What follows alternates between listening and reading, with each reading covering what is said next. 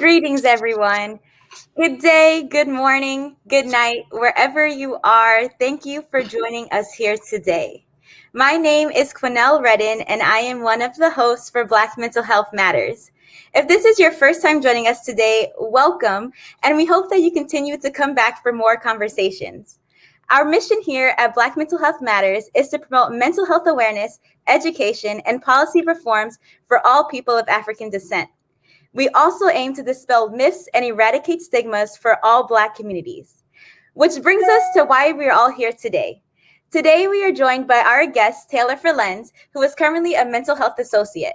I will turn it over to Taylor to introduce herself in a few seconds, but before I do, our conversation will focus on breaking the stigma on psychiatric crisis centers. For many people, and particularly Black communities, psychiatric centers can be a symbolism of insanity, shame, and disgust. However, Taylor is here to walk us through what psychiatric centers really are and to help us unlearn these negative connotations. All right, without further ado, I will pass it over to Taylor to tell us a little bit more about herself. Hi, Quenell. Thank you for having me. So my name is Taylor Fellenz. I'm from Jackson, New Jersey. I'm African American. I got my undergrad degree from Penn State. I majored in psychology with a focus in neuroscience and with a double minor in African American studies and women's studies. I currently want to be a clinical neuropsychologist, and right now I'm a mental health associate at a psychiatric crisis center. Awesome. Thank you so much, Taylor, for that. Yeah. So we can kind of jump into our conversation here. So a lot of misconceptions surrounding psychiatric crisis centers stems from the lack of understanding of what the purpose of these centers are and what roles mental health professionals play in them. Mm-hmm. So can you tell us a little bit more about what your role is within the psychiatric center, maybe some day-to-day activities, and what your crisis center really aims to achieve? Yeah, I guess I'll start with what the aim is of the psychiatric center. So the psychiatric center that I work at is the biggest for the county that I live in. And a lot of people have this connotation that for the crisis centers, it's where they receive treatment, therapies, but that's not really the case. A lot of the times it's only like holding center until they get to whatever facility, whatever care that they're going to after. So the psychiatric center is mainly where we check to make sure they're, medically cleared, to make sure they are psychiatrically cleared to go to these centers, especially if they need long-term help or if they just need short-term help. So that depends on if they would need, 3 days of therapy, a week, or even a couple years of therapy. So my psychiatric center, it's connected to the ER as well. So a lot of times we'll have like the doctors come over. I work with a lot of nurses. And then we also have ED screeners. So those screeners go out, they go on mobiles usually. And it's either requested by police, it's requested by other family members. So they go out and make sure, these people aren't a danger to themselves or to others. And they decide whether or not they need to go to the psychiatric center and if they need further help from there. So my job personally at psychiatric center is I work with the nurses a lot. So I help the nurses, do skin assessments, blood work, all the different type of tests that we run. I help them with whatever they need. I sit with them, talk with them. And then I also, I guess I also just help them make sure they get whatever they need. So that's making sure they eat. That's making sure they're taking care of themselves physically. Because a lot of the times people with mental health, you see a deterioration in the way that they present themselves and the way they take care of themselves. So that's kind of my job, and that's kind of what I do around the unit. I kind of help out everyone, so that's really cool to see all the different aspects of the job. Absolutely. And thank you so much for sharing kind of your day-to-day tasks, because that's going to lead us into this next question, where we see sometimes in the media, and particularly like in movies or shows and books, that psychiatric centers can be portrayed as this place that houses kind of the most erratic and detrimental individuals to society. And a lot of those times we also see the facilities as being like unkept, and it's an extremely scary place. So I think think when you highlighted some of your day-to-day tasks, that really speaks to that. And so my next question here is really, what are your thoughts on some of these portrayals, and how do they differ from reality and what you have experienced? Yeah, I mean, I definitely think that, some aspects are correct and some aspects aren't. And it also depends on what area that you go to for these like crisis centers. So mine is pretty good. They've updated it a lot over the years. And another thing is, like, a lot of people don't think these centers have been around for a couple years, which they've have. They've just actually become more noticeable now than they have been before. But yeah, they're taken care of, I think, mainly by the state. So a lot of the times, and especially the hospital, since it's connected to the ER, they'll make sure they have supplies. They make sure, like, the windows are okay, doors, everything, and making sure, they're eating and everything. So a lot of the times, like you said, a lot of people think it's like dirty, it's not as clean. But the one I work at is pretty nice. And they make sure that everything's up to date, make sure that the area is clean. And especially, getting whatever the patient actually needs. So if the patient doesn't think the room is clean, we can always get them cleaned for them. So yeah. Mm-hmm. Awesome. Thank you so much, Taylor. And I just want to pause really quickly our conversation just to let everyone know who is joining us that we do want this to be a conversation and feel like a conversation. So if you have any comments, please feel free to drop them in the chat. Later on, we will jump into some question and answers for the audience. So as we're talking, if you have any questions, please feel free to drop them in the chat. And thank you again, Taylor, for just walking us through some of that. And so to kind of further this discussion, what are some of the challenges that psychiatric centers face? And that can look like, you said, some of the day-to-day things. It could be in terms of policy. Just really, what are some of the challenges that you are seeing and how you experience people going about those changes or challenges? Yeah. I think one of the biggest challenges is, like, being understaffed sometimes. Where a lot of the times we don't have enough staff for the capacity of the patients that we have.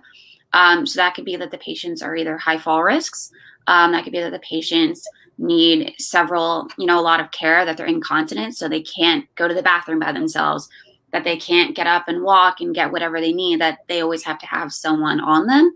Or especially if someone's of high suicidal risk, they need to have someone sit with them. And that's usually like a tech, that's peer support. That's whoever. So it really depends on the staff that we have there that day. And basically the types of patients that we have that day, are a lot of them, needing a lot of meds, then we need a lot of nurses there to give it out. Are a lot of them, need a lot of care, then we do need a lot of techs, and we do need a lot of support. And, sometimes we need to have security there a lot, because people, are usually not taking their medication, that they are, going a little psychotic to the point where, like, they're a danger to themselves and others. So I think, like, low staff is probably one of the biggest problems that we have sometimes. And then other times it's also, like, the type of care that they get. So, care would be one-on-one care, where sometimes we don't have enough staff to give them that care. So those are kind of like the biggest things that I've realized while working there. Yeah, absolutely. And I think before we continue our conversation, just to kind of further your points on that, I think that's what we see, especially here at, like, Black Mental Health Matters. It is that kind of interconnection of, like you said, low staff, because especially from Black communities, there is that kind of low interest, even though I feel like nowadays we are seeing that rise where we are trying to seek more Black mental health professionals. But I think, like you said, that can be very much a challenge, not only in psychiatric centers, but overall when we're looking at mental health and how it affects communities of color. That really is something specific. So yeah, excellent point, Taylor. Thank you. All right. And then kind of just before we move on, I just want to kind of bring out for you, what are some of your, like, favorite things to do at your job? Like, what keeps you motivated and keeps you coming back every day? I think it's like seeing them get the care that they deserve. A lot of the times I don't see the end result. That's kind of one of the worst things is, I move them to the new facility and then I don't really know what happened. Like, I don't know how they did with therapy. I'm not sure, how they're doing after they get out of therapy. So that's kind of a lot of things. But I think one of the things is, like, hoping that they do, well in these therapies, that talking to them before they go, they're like, I want to change my life around. I want to do this. I want to go to school. I want to get a job. I want to have kids. A lot of the times they have these goals that they set out to actually achieve. And then, I'm like, well, if you go to this therapy, if you finish that and you can get yourself right on track, maybe you can do those goals. So I think that's like a lot of the times why I want to get back, where I see these people really strive to actually better themselves, but they just need like, a little push and a little bit of help. So I think it's that, and I'm seeing that these people really actually do need help, and that a lot of the times there is no other help except for the center. So. And I think you highlight such a great point of like that community aspect, because it is very much so. I feel like a lot of the times when we have conversations, whether it be on a professional level or maybe like more personal levels, sometimes people can feel like they are alone. But I think the kind of unique thing about mental health is that it really is community based, and there are a lot of hands who are trying to support and things like that, and who people can go kind of back and forth with. So I think that is absolutely wonderful that you brought that up. All right. So kind of move along. We want to kind of just address how these centers' connotations and perceptions pertain to Black communities. But before we get there, can you describe a little bit about the demographics of maybe the patients that come to your center? So meaning like race, gender, age, and things like that. Yeah. I guess like for what I've seen so far at the center is, I guess the environment that I'm around is like we have a huge supply of like, Jewish Orthodox Hasidics, where that's also, you have to learn, especially their culture, that on the Sabbath they can't touch certain electronics, that they can't do a lot of the things, they have to have a kosher diet, and you have to learn what is kosher exactly. So that's been like really enlightening to see a whole different culture and basically, their day-to-day life. A big population that we're also surrounded by is, Latinos, Latinas, and a lot of the people don't speak English. So that's also like a barrier that in the crisis center we're trying to also go around. So I've been trying to learn Spanish as much as I could. And that's actually great practice, is talking to them and, using my skills that I've had over the couple of years of taking Spanish. So that's really interesting. We do have a high geriatric population as well. So that's really interesting, where like, I think the oldest person that I've seen has been like over 100. So that's also, taking care of wounds, making sure they're moving. So those are really big populations that I see continuously come through the center. So yeah.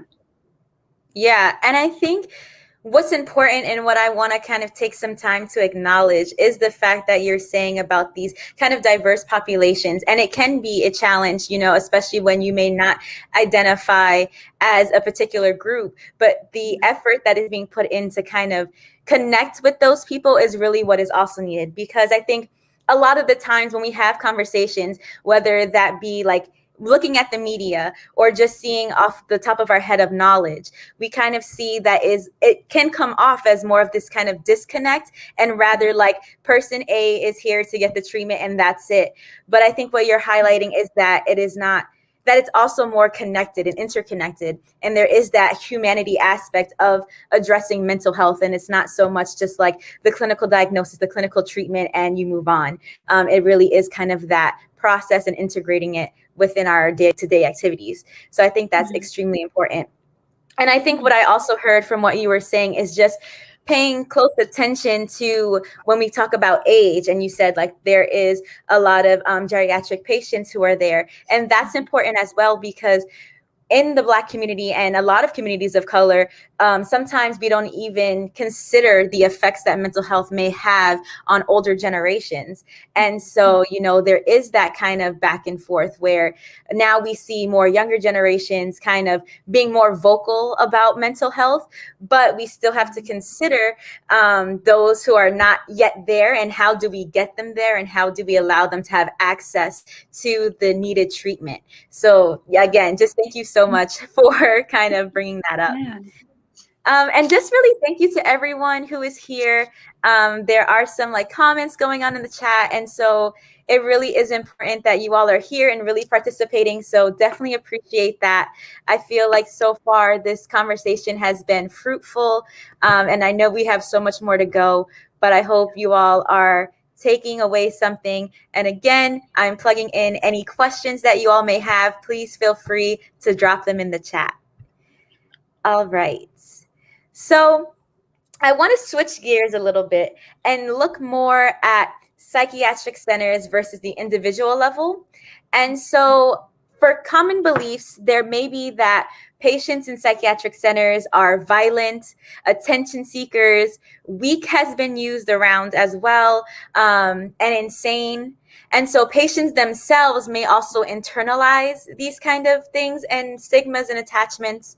And these are like resources that come online, especially when you kind of Google like common misconceptions about mental health. These are the most common ones. And so from your experiences, can you provide maybe some insight into how patients are or should be perceived? And are there any ways to support patients in the way that they view themselves as they're residing in these centers? Yeah, I think like a lot of times people think of them as like very violent. They think of it as like, One Flew Over the Cuckoo's Nest type of center, when that's not true at all. Like, it's a lot of people that, we see a wide range of people that like aren't taking their medications, that need, they don't have insurance to fill the medication. So that's where they come through. You see a lot of people that have been, sexually and physically abused, domestic violence. You see a lot of people that suffer from dementia and Alzheimer's that, they don't really fit into whatever assisted living that they're still living in, and they need more help. You see a lot of autism and a lot of like behavioral issues. And then you see a lot of substance abuse. So you see a lot of people that will either try to overdose, willingly, or will overdose on accident. And then you see a lot of people that are, considered alcoholics, and they're just trying to get help to stop drinking.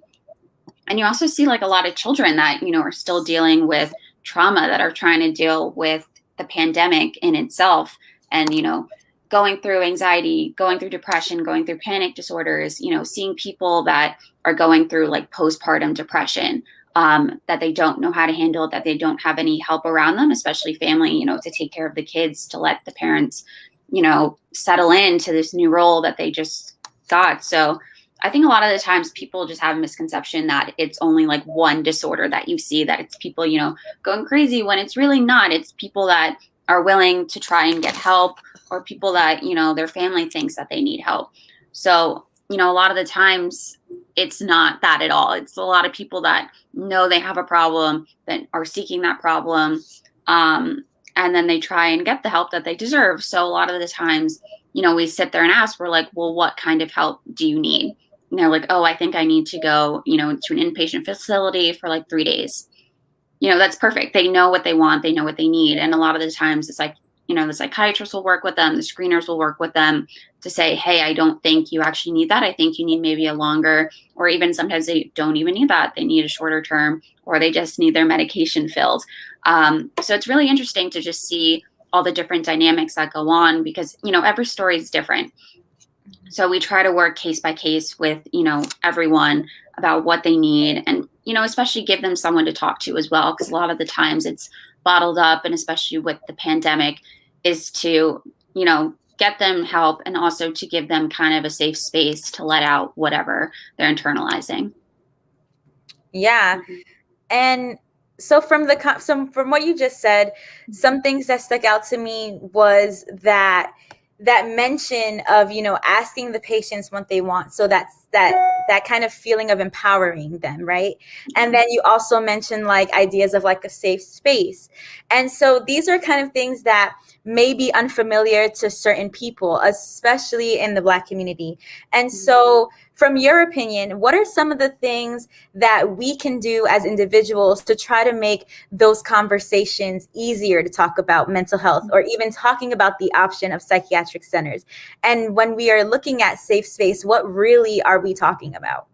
Yeah, I think a lot of the times people that don't work in, mental health facilities or in a mental health capacity, they don't really know how to help people, that could either be friends or family that you don't think, might be a big issue to them, but it is, so a lot of the times it's just giving them that safe space, and the safe space can be just listening to these people, listening to, what's on their mind, why do they feel that way? What else can can you help them with, what is exactly going on and, the history behind why they're feeling that way. So I think it's just opening the conversation to mental health, that everyone, could suffer from mental health and that it's okay. And that there are, a lot of programs that, might not be, as present as we would like, but to just let people know that they're there and that, they're open to everyone. So I think that's like a big conversation that sometimes lacks in a lot of areas. So just opening that conversation and letting everyone know that you can go to these facilities, that you can receive the help that you need, and to not be afraid to seek help. Absolutely. We do have some questions coming in, but I want to highlight a comment that was made because I think it goes perfectly with what you just spoke on. And so the comment was, there's a lot of stigma in Africa about mental health, and to the point where someone can be labeled as bewitched. And I think what you highlighted, you said, mental health can affect everyone, and that is okay. And I think that's really what we need to focus on. And that's really what more institutions are aiming at. And especially here at Black Mental Health Matters, that is one of the key kind of concepts, is that mental health does affect everyone and that it is okay. And now next steps, how do we educate ourselves? How do we seek out professional help? So I think that is just perfect what you said. But one of the questions that was asked that I kind of want to highlight is, do you have any recommendations on any holistic alternatives to kind of dealing or addressing with mental health? Yeah, that's one of the other things that I don't really like about, a lot of the centers is they're very heavy on medication. That they're very heavy on, taking your medication, that you have to take these ones, you have to take this one because there's a side effect of this one to fix that. So that's kind of what a lot of people don't exactly like about, psychiatric centers or like, going to help for mental health, because a lot of times they'll try to put you on medicine. But I think a lot of times, like, people go to talk therapy, people do, cognitive behavioral therapy. So there's also different types of therapies where a lot of it is just talking through your issues, looking at your past to see, what has caused you this trauma, what has caused this trauma to, be detrimental to your life. So a lot of the times, like, those are kind of holistic ones that I always think about. But, there's also a lot of research and, a lot of push that needs to be done to have these holistic alternatives in the mental health field. So I think that's kind of where people are leaning towards. I know a lot of people are stemming away from medication because of the different side effects that it could bring on. And, sometimes the medication doesn't even help some people. It's also a case-by-case basis. So I think there also should be a holistic alternative for people, especially if they don't want to take the medication. But you're definitely seeing that in a lot of, inpatient therapies where they're offering the CBT, where they're offering talk therapy, where they're sometimes offering like even mindfulness of, meditating, of, yoga. Like, there's all these different types that are starting to arise. So I'm excited to see, how they bring that out, especially to everyone, and especially how they're going to, I guess, integrate that into everybody's life and how you can just practice it on your own and not have to go to an inpatient facility to practice. Absolutely. And I think just the practicing on your own is very important. Like you said, mindfulness, that's something that many people can do at home and kind of do mindfulness meditation, muscle relaxation, things like that. And then also it's just really important to have the option, at least, to go through these psychotherapy talks and have these conversations with therapists, psychologists, and things like that. And so I think you're absolutely right in the sense of like holistic alternatives. And I'm so grateful to the individual that asked that question, because medication may not always be the answer. It can definitely be something that supports. And like you said, in some cases, it can maybe not be as beneficial as we would like to see. But the option to couple that with holistic alternatives is extremely important. So kind of to circle back to a previous question, and this was going more so to how individuals inside of these facilities may be. So what in some situations would happen if an individual is kind of refusing or concerned about their treatment?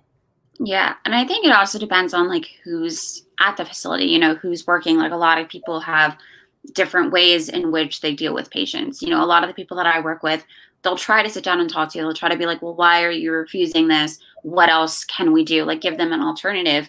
And then you also see, like, kind of a more forceful way where, they do use restraints, where people will not calm down from talking to you, no matter how hard you try. So it also depends, like, who's, what other practice and, what other limit that they push. So yeah, that's just kind of been like what I see is like a lot of people will try their hardest to not have it go a little forcefully than it needs to be. So, that's also never where anyone wants to go, to be forcefully, have to do something, or, forcefully restrained. So, you always try to work with the patient. And then if, they're not, if they're a danger to themselves or a danger to others, or if they're just, not willing to cooperate at all, then it has to go that way sometimes. Yeah, and I think that's understandable. And I also just appreciate that you highlighted that it's not always in the case the first step, because I see sometimes, like in the news, we may see like certain news titles that is like immediately this is what happens. And I think it's important that you're saying, like, like it's not always just the first step. There are like steps to kind of get to talk with someone, to reason with them and things like that. And that's extremely important. I do want to take some time to just shout out everyone who is commenting, answering, and viewing. Thank you so much. This is adding to the conversation, which is really what we need. There is one comment that I felt is really important to kind of highlight, and that I do want to ask our guest Taylor to address. And so the comment was, it can be really tough having mental illness as a Black person, and it can hurt sometimes. And so, Taylor, what I really want to ask you is, someone who identifies as a Black woman in the mental health professional field, what would you say to someone who may be struggling with this concept, or in this case, like hurting from that? What would be something that you might say? I think it's always like, seek help, always. Because a lot of times, you don't even know how you feel as well. You don't really know, what's exactly going on. It could be panic attacks, it could be anxiety, depression, or you could have a disorder that you haven't been diagnosed with. So it's a lot of the times, African Americans specifically, African women, men, that they're underdiagnosed in a lot of these areas, especially eating disorders, especially anxiety, especially depression, that it's okay to seek help. And a lot of the times I see that it's mainly family that is pushing these people that, oh, you don't have, mental illness, that you don't have any of these issues, you can't do this. And a lot of times that's not right. And a lot of times it leads to a more bigger issue than what actually it needs to be. A lot of the times they just need to go talk to someone. A lot of times they need to go see a psychiatrist. So I think for that, if you're ever afraid, to seek help for mental illness, just know that, you're trying to get care, that you're trying to be better, that you're trying to get your life on track. So that's something that a lot of people that I've seen come in that are afraid, to also be labeled with a mental illness, that they think like that's the end of the world, when, it's not. It's something that a lot of people live with, and a lot of people actually strive and they do great in life. And that you would kind of never know that they suffer from a mental illness. So I think that's great as well, that like you can have a mental illness, but you can also be okay in life. And I think that's something that a lot of people don't talk about as well. Yeah, Taylor, you are saying everything so great. I can. Sometimes it's hard to comment because I'm just taking it all in, and I think like that's absolutely true. So we have another question that came in, and it says, mental health for someone who is, balancing mental health for someone who is overwhelmed with multiple issues at once while trying to also go forward in a straight line is comparable to Tourette's organizing a various assortment. So I guess that comment was just really kind of talking about what you were saying, in that, a lot of the times we may think it's one thing. And like you said, it could be multiple kind of things that are happening. And we may sometimes just be thinking like, oh, there's something more wrong with me, when I feel like I may be having to balance all of these things at once. So I think that's just really just important. One of the comments, and I think this is kind of really important to talk about, is saying that I'm hearing now that these COVID lockdowns are kind of resonating more mental health issues. And so I think that's kind of an important concept to first talk about now is how have you seen COVID-19 really affect people with mental health, and even inside of your facilities, how have things been happening or running there? Yeah, a lot of for COVID-19, you can't really go outside. We were kind of stuck inside for a long time, and you couldn't really socialize with a lot of people, and that really drove people to be like, oh my gosh, like, who am I going to talk to? A lot of the times people are stuck at home with their abuser as well. So that's also a huge part of that. People don't know how to kind of get out of those situations, that a lot of the times people don't know that, they need to be social, that they need help, that, the person that they're living with is an abuser. So a lot of the times people will come into the center not thinking that it's kind of a psychiatric center, and they'll go usually to the ER. And that also goes into balancing, with multiple issues, that a lot of people will actually come in for, health concerns, especially for medical concerns, when a lot of the times it's psychiatric concerns, and it's a whole bunch of issues as well.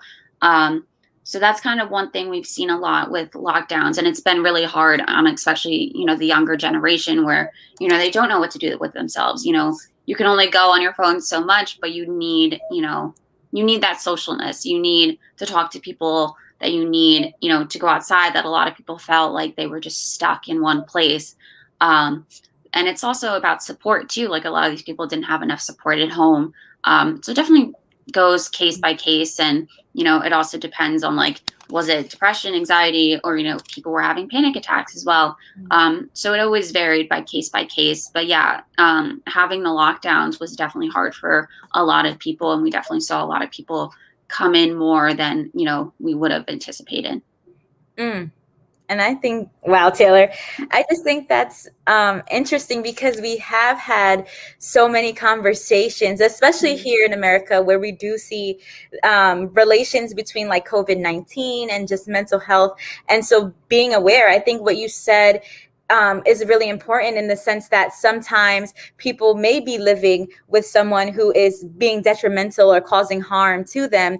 And it's, how do you escape that situation when this is kind of the reality for you? And it can be a challenge to kind of figure that out, because not only is it, how would they be able to seek it, but how are the resources going to be able to be accessible to them?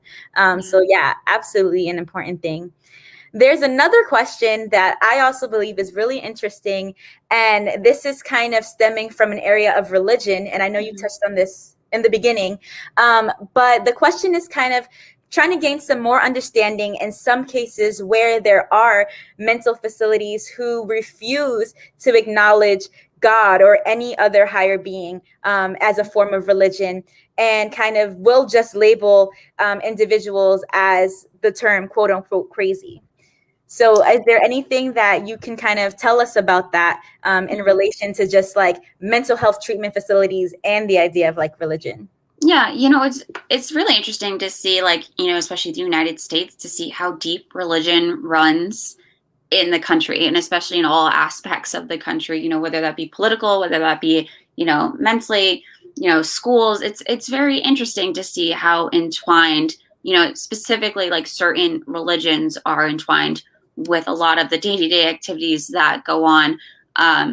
So, one of the biggest one is like AA. A lot of the times, Alcohol Anonymous, where it's centered around God, it's centered around prayer, but it's also like, well, what if I, don't believe in God? What if I'm not Christian? What if I'm, Jewish, Muslim, like whatever. A lot of times it's like, well, where do they go? And there's also tons of other programs that, don't necessarily touch into the religious aspect. And then there's also like a lot of people that come through the center as well. Like, they have different religions that, like, a lot of people, don't practice in the area. So a lot of the, I've seen a couple of them be like voodoo or Santeria, where they're a little bit, in the past, these religions have been demonized by, Christianity or by any other major religion, to the point where like people are like scared of them, or people, don't believe in, the same aspect that they do. So it's also just understanding, that people have, different religions, that people believe in different things. And like that also affects how they view mental illness. And to just be understanding that what these religions believe in is that's what someone believes in. That's what their belief system is. And that's what they were raised in. So it's interesting to see how people, deal with these different religions and also how they take care of them in the mental health aspect.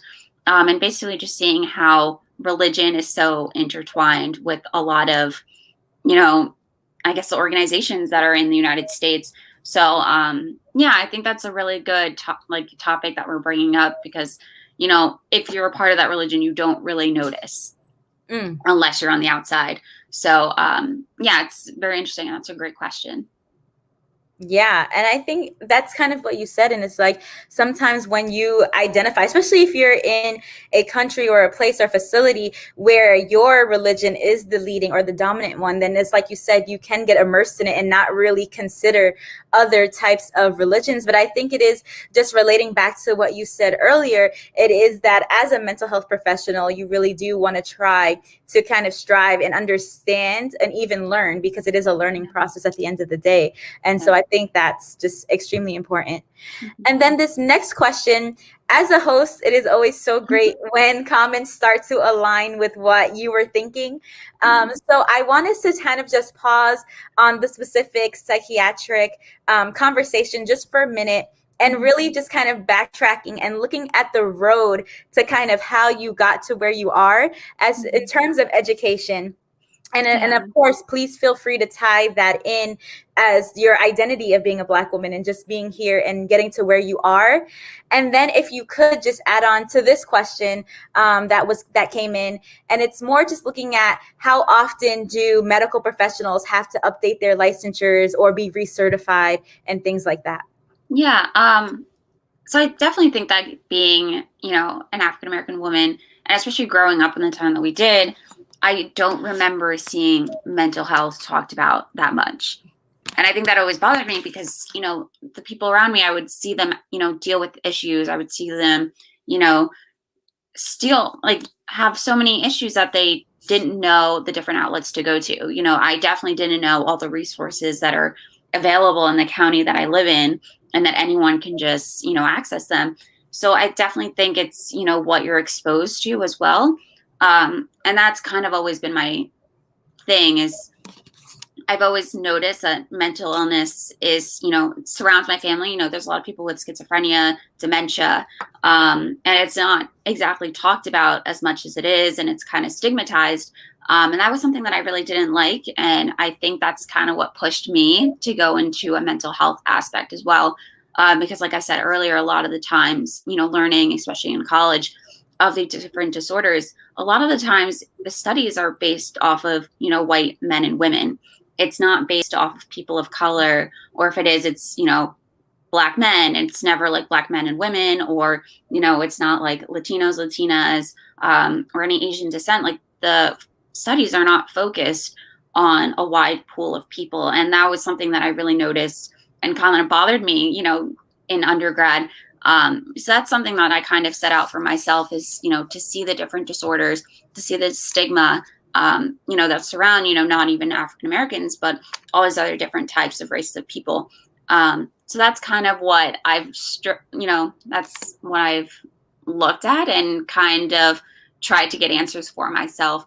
And it's definitely been hard because you definitely have the hurdles of the stigma that surrounds African Americans, especially Latinos and Latinas, in that aspect, and why we don't exactly accept mental illness. So that's kind of been something I've been working on and something that I'm looking forward to kind of looking into more.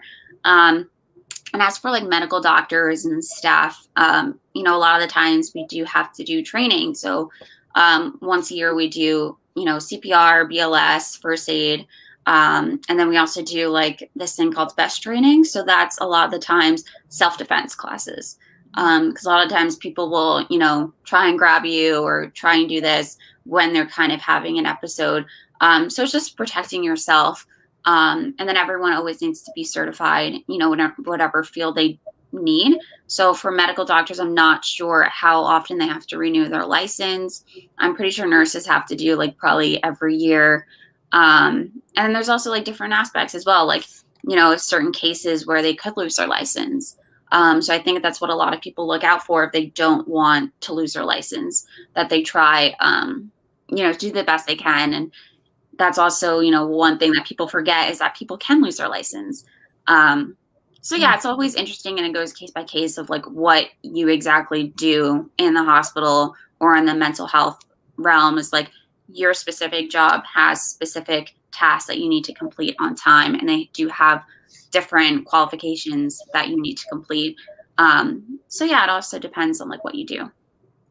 Absolutely. And I think it's just important to kind of be aware of those recertification, of those trainings, because that can sometimes be a turnoff to some people who are like, I just completed all these years of education. Now you're telling me that I have to continuously get these recertifications. And so, yeah, that can be extremely kind of stressful. But I think what I liked in the way that you said it is that really highlighting that there are reasons for this, because like you said, there are case by case situations. And as we know, our knowledge of mental health and how it affects different groups of people is constantly evolving, especially when, as of now, there is so little research on mental health in communities of color. And so, a lot of that plays into that. So I think that's, extremely important for us to kind of understand.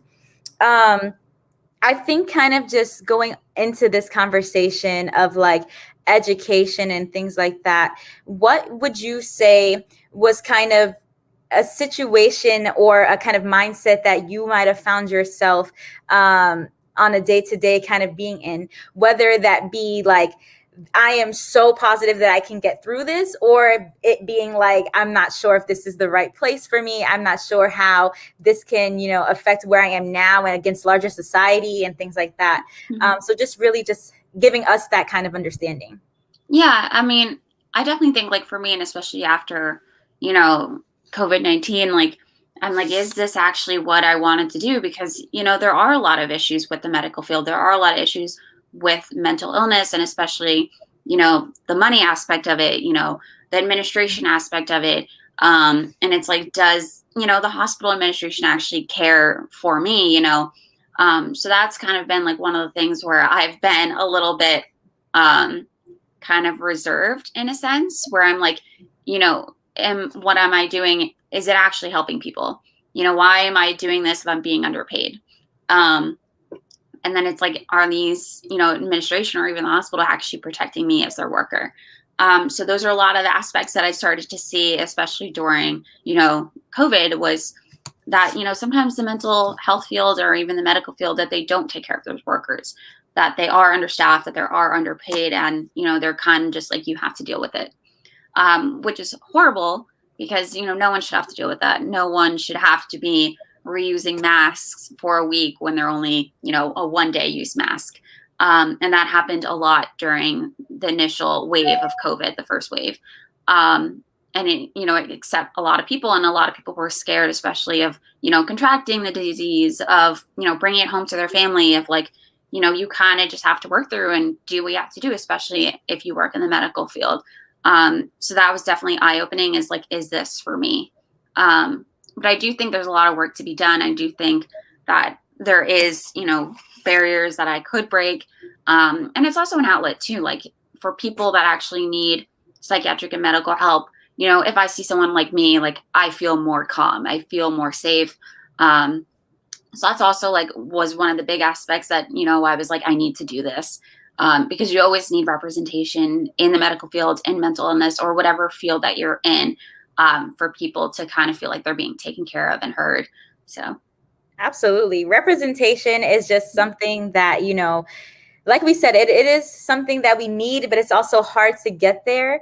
But it is definitely essential. And I think what you're saying is, and this is for anyone out there who's kind of considering the medical field, like, there may be, we're human at the end of the day, and there may be points where you're like, is this cut out for me? Am I doing the right thing? But I think what you're doing, and especially now being here and talking with us, is really just pushing through those moments and thinking of kind of the larger picture and what direction this can be.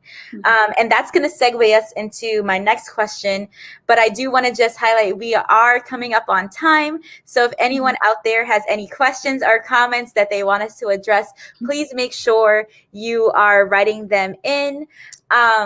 And so for Taylor, just going back to what we were talking about, now kind of, we talked about kind of what past situations might have been. We talked about COVID. Now I want to ask you, kind of looking post-COVID and more into the future, whether that be like 5 years, 10 years from now, what are kind of some of your hopes or projections of what direction mental health facilities will take, and even tie that into particularly for communities of color? Yeah, I definitely think they should hire probably more staff of color. A lot of the people that I've seen and worked with have been, white women specifically, and, a bit of white men. But a lot of the times the field is dominated by women. So that's also been interesting. And that's kind of a barrier too, where they don't really understand certain cultures, where they're not exposed to these different cultures, especially growing up, where it's hard for them to communicate with these people, or it's hard to communicate with the patients on why are they feeling this way, the family aspect.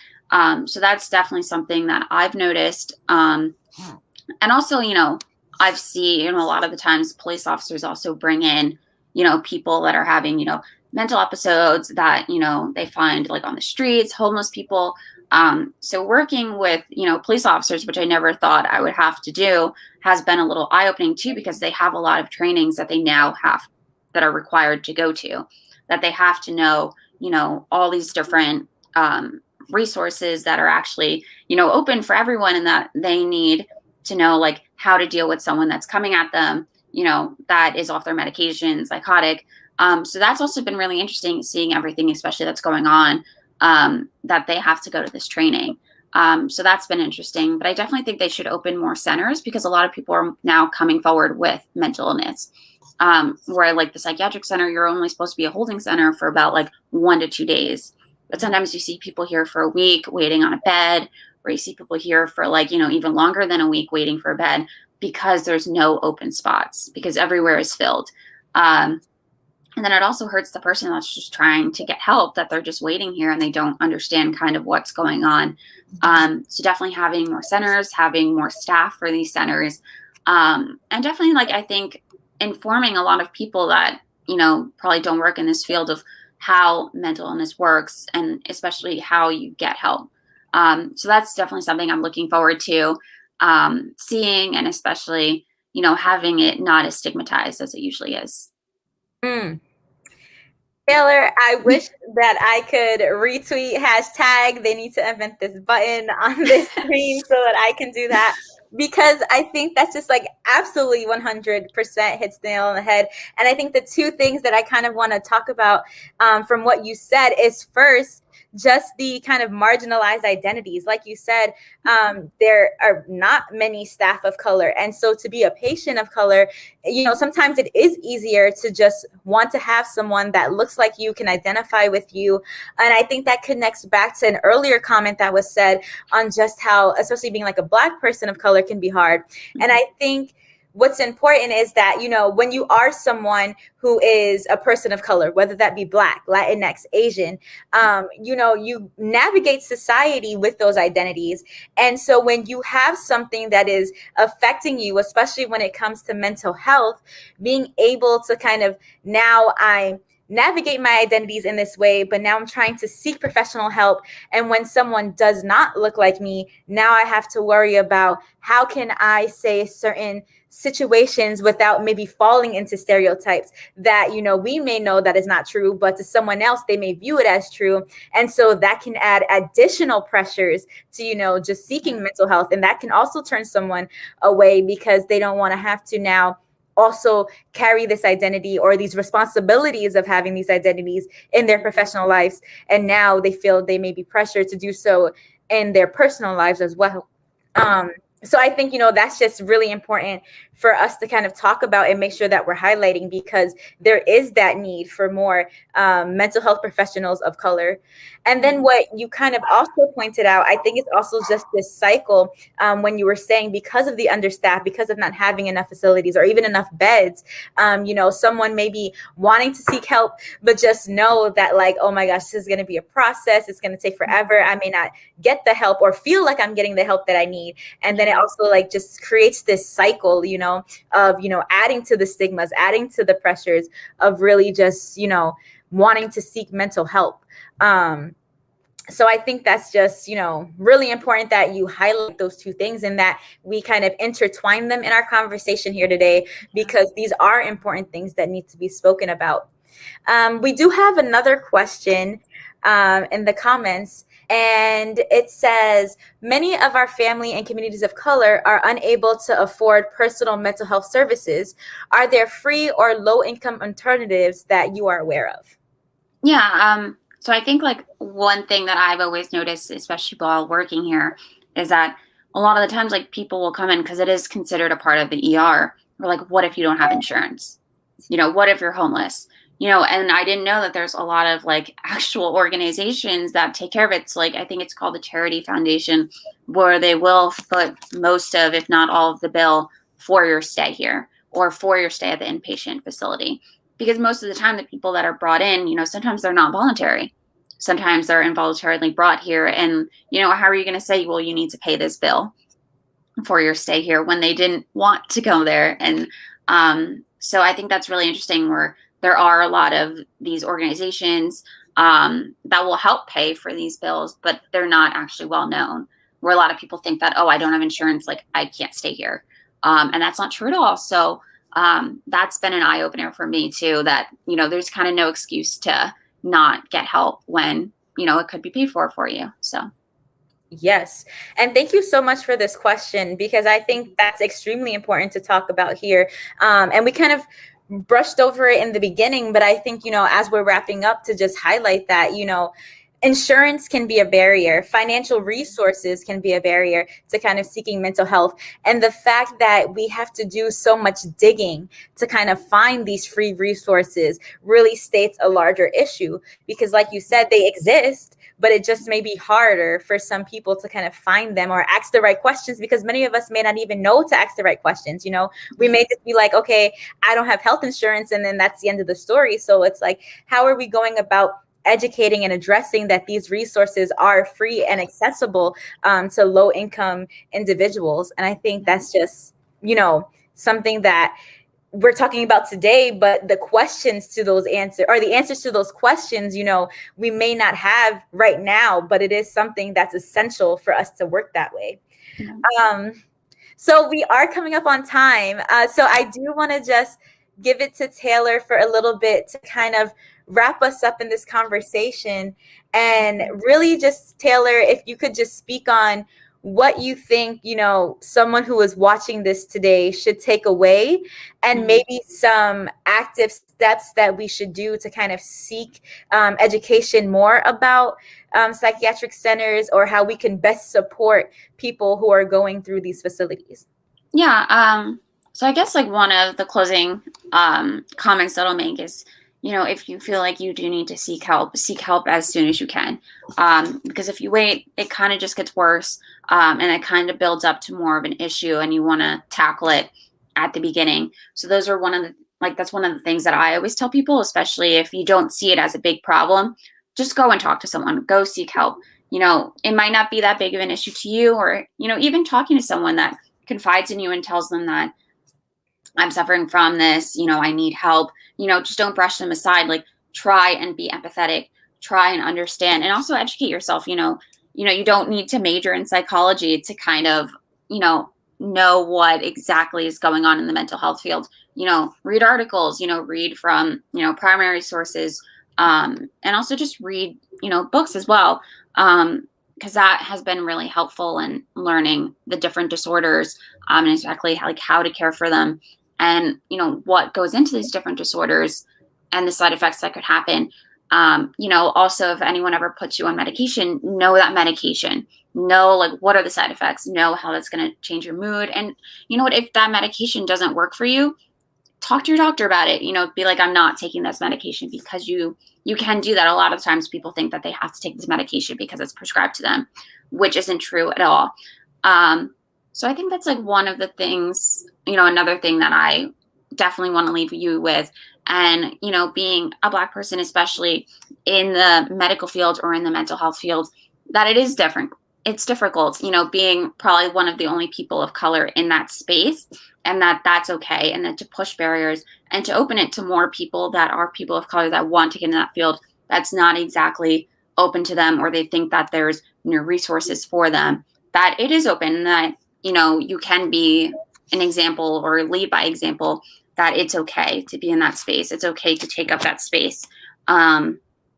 So yeah, I think that's definitely kind of something that I want to leave you guys with.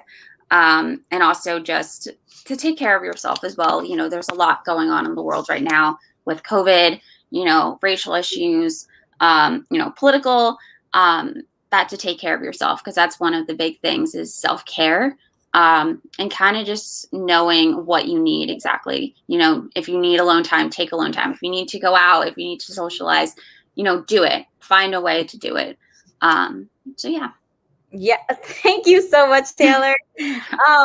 I think what you said, self-care is important. I think it always just reminds me back to kind of that airplane scenario where it's like, if you need an oxygen mask, you put it on yourself before you can someone else. And a lot of the times we forget about that. And especially when you're a person of color in these type of fields, mental health, medical, trying to benefit others, sometimes we can forget to take care of ourselves. And that's just as important as the work that we want to do in helping someone else. So I think, again, that's just extremely essential to hear. And I think you just said so many great things that it's really just hard to kind of pick and choose. I know, because we only have like 3 minutes left. Yeah. But I think, what I can just add on to that is, to summarize what kind of we talked about here today is just the importance of, having equitable, accessible resources for mental health. And also kind of what you were saying in the sense that, it is okay. I think that's a phrase that we kind of need to tell ourselves and tell other people, that it is okay to deal with whatever mental health you are dealing with, because, it's a part of life. We're all human. We all go through it. And I think what you said in just the beginning of your wrap up was that, a lot of people think you have to be a mental health professional to kind of address these issues. But really the start for someone seeking help, or for someone assisting someone who wants to seek help, is that kind of interconnectedness, that humanitarian portion, where it's that initial step of, hey, I have been going through this. How can you help? Or someone saying, let's talk about this. And I think that's exactly what we've done here today. We've been able to have a conversation, especially about something that we might necessarily have the opportunity to. And I want to just implore everyone, the conversation may have started here, but it does not end here. And so when you have the opportunity to talk about these things, make sure you're talking about them. Make sure you're educating yourself. Make sure you're asking these questions, so that we can move forward, because we have taken initial steps as society, as countries. We have moving forward, but we are not where we should be. And many of us are still struggling with these aspects of mental health. So with that being said, I just want to say thank you so much for everyone who participated, who watched. And thank you so much to Taylor for taking the time out of your day to just join us and really inform us, because I appreciate it in the sense, as being another woman of color in such like a humanitarian field, being able to speak with someone else that I can identify, and to have your insights on what it's like navigating these places. So just thank you so much, Taylor, for, being here and being willing to speak on these things, because that's also what we need in this world, the willingness to have these conversations. And so thank you so much. Yeah, thank you for having me. I think this is such a great platform to have. And, it's also a safe place for people to talk about kind of what's going on in mental illness. And exactly like asking people that are in, certain, requirements or in certain, staffing in mental illness. So I think that's also great. Absolutely. Thank you so much, Taylor. Thank And you. again, for all our viewers, if you are here, you are welcome to come back. Taylor, you're always welcome to come back any other time that you want to have a conversation. We would definitely love to have you. And so, there's going to be a variety of other conversations. This is what Black Mental Health Matters strives to achieve. So thank you, everyone, for today. And again, just a very special thank you to Taylor. I hope you all enjoy your days. Thank you. Bye. Of course.